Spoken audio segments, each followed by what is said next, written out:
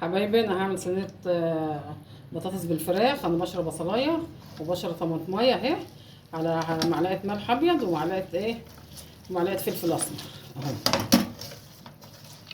انا هعملها عشان العيال ما بتحبش القوطه حمرا قوي، فلو كانت باهته يعني شويه كده ما تقوليش بقى دي باهته، هي مع ان القوطه رخيصه، بس احنا العيال بتحبها هاديه شويه. نتبل بقى الفرخه كده.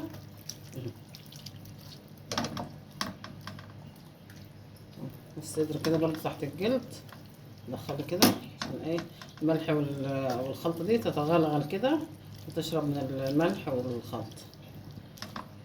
حبايبي انا اعمل معاكم حبة رز، حبة وحبة. احط معلقة سمنة وحبة زيت عشان الزيت يلمع الرز. حبة وحبة كده.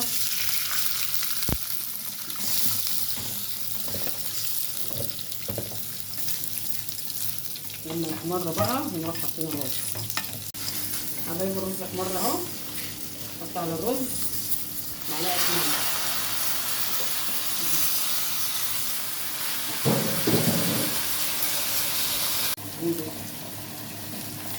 حبايبي حطيت الرز اهو، اديله تقليبه لما يشرب اللبن بتاعه. شايفه بيطشطش ازاي؟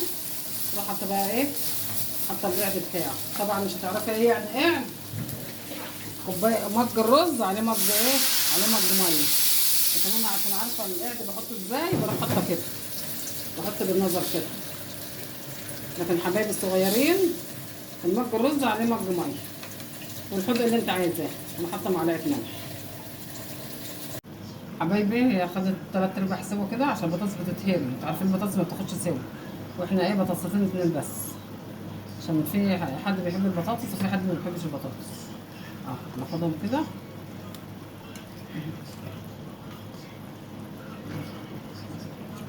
نستوي معاهم. طبعا حطينا معلقه ملح ابيض، معلقه فلفل اسمر، معلقه كمون، معلقه كزبره كده. حطينا البهارات كلها تاخد غلوه بقى معاها. حبايب الفرخه طلعتها من الفرن وادي الرز اهو حبه وحبه. وادي حبه باذنجان ماشي. يا ريت بقى تشتركوا معايا عشان الاشتراك بيكبر القناه ودعمكم وبيرفع من روحي المعنويه، عشان استمر واعمل لكم فيديوهات تاني. واللي عايز اي حاجه يبعت لي قرص، فطير مشلتت، اي حاجه. بعمل وجبات، بعمل كل حاجه. اللي عايز اي حاجه يتصل عليا وانا تحت امركم. واشوفكم في فيديو جديد ان شاء الله ان كان في العمر بقيه. والسلام عليكم ورحمه الله وبركاته.